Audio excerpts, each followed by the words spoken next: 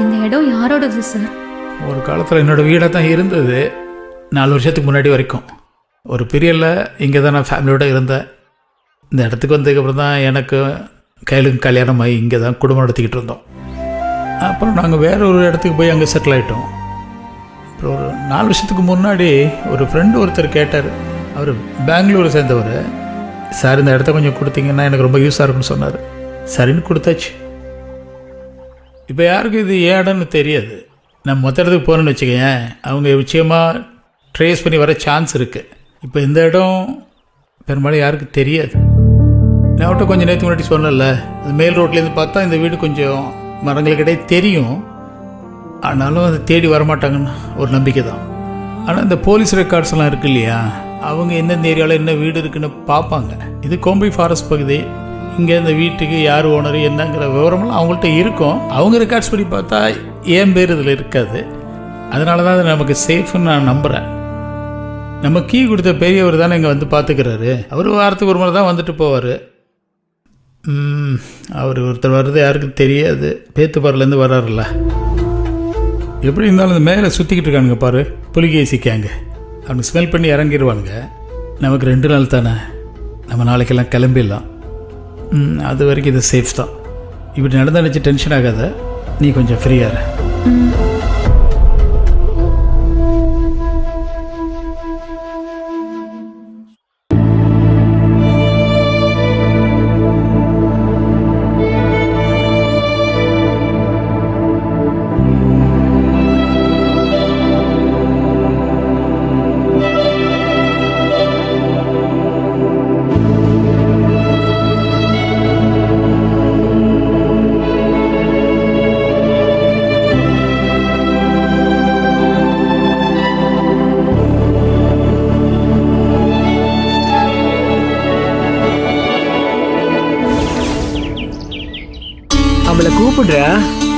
கடவுளே, என்ன பண்ணிட்டு சீக்கிரம் வா. நல்லபடியா நடக்கணும். நானும் வாழ்க்கையில பெரிய ஆளா வரணும். அதே மாதிரி வீட்டுல ஒவ்வொருத்தரும் வாழ்க்கையில சிறப்பான இடத்துக்கு போயிடணும். குறிப்பா ஞானமாமா பெரிய பிசினஸ்மேன் ஆகணும். அவர் மதுரையில பஸ் கம்பெனி தொடங்கி உச்சத்தை தொடணும். அன்பு நீர், நான் கூட்டிட்டு போறேன்.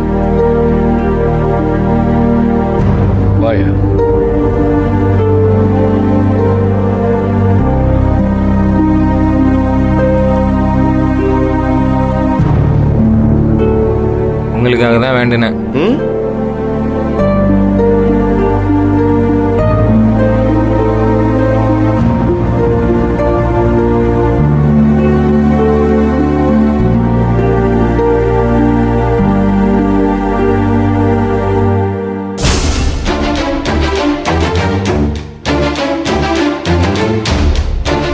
வந்துட்டாளுங்க, தள்ளுடா.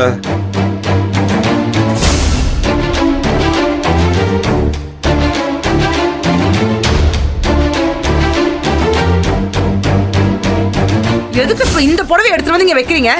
முகூர்த்த புடவைன்னு சொன்னோம்ல, என்ன பிரச்சனை உனக்கு? நான் கல்யாண பொண்ணுக்கு புடவை எடுத்திருக்கேன், என் தங்கச்சிக்கு எடுத்திருக்கேன். நாங்களும் கல்யாண பொண்ணுக்கு தான் புடவை எடுத்திருக்கோம்.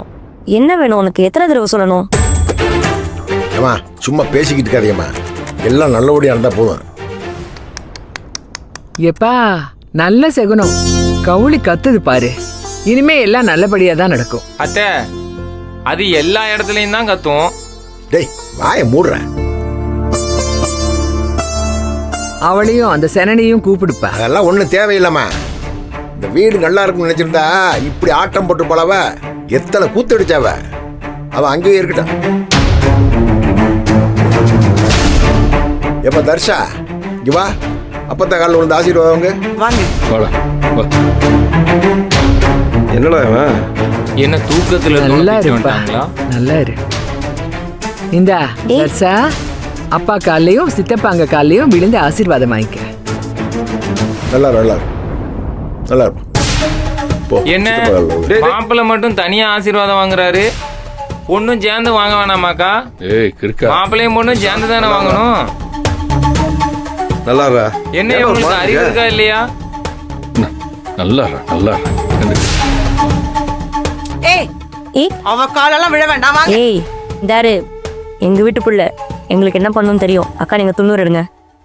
தர்ஷா நீங்கக்கா. ஏய் தேவையில்லாம ஏதாவது பேசிக்கிட்டு இருக்காதியம்மா. நல்லா இருக்கு சீக்கிரம் தர்ஷா, கிளம்புங்கம்மா. உன் மனசுப்படிதான் எல்லாம் நடக்கும். ஏய் விடு. எங்க மாப்பிள்ளை எப்படி பார்த்துக்கணும்னு எங்களுக்கு தெரியும். நில்லுங்க. வாமா வாமா. ஹாச்.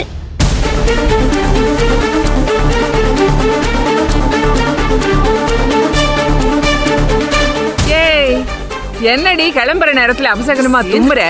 எனக்கு தும்மல் வந்துச்சு, நான் தும்மினேன். உங்களுக்கு நடக்கிற விஷயத்த வச்சு அது நல்ல தும்மலா கெட்ட தும்மலான்னு நீங்க முடிவு பண்ணிக்கோங்க. வாய்க்கு வாய் பேசிக்கிட்டு இருக்காதே, கிளம்புங்க முதல்ல. வாங்க வாங்க வாங்க. சரிண்ணா. சரி இந்த புடவை அறிவு ஆமாமா. புடவை எடுத்து. உள்ள. டேய், மாப்பிள்ளை நீ என்ன கூட்டு தலையில போடா. தொங்க போட்டிருக்கான். போடா போடா பார்த்து போடா. ஏய் சீக்கிரம் வந்து சேருங்க.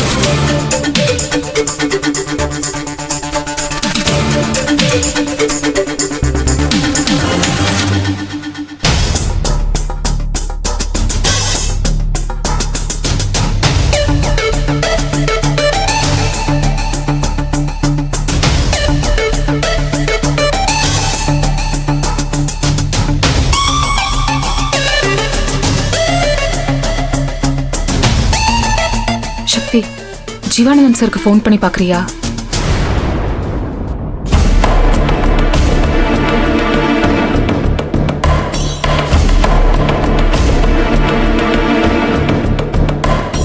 அதான் அவர் ஏற்கனவே சொன்னார்ல ஜனனி, அவர் இருக்கிற இடத்துல சிக்னல் கிடைக்காதுன்னு. அவரே நம்மளை கூப்பிடுவார். லைன் போல.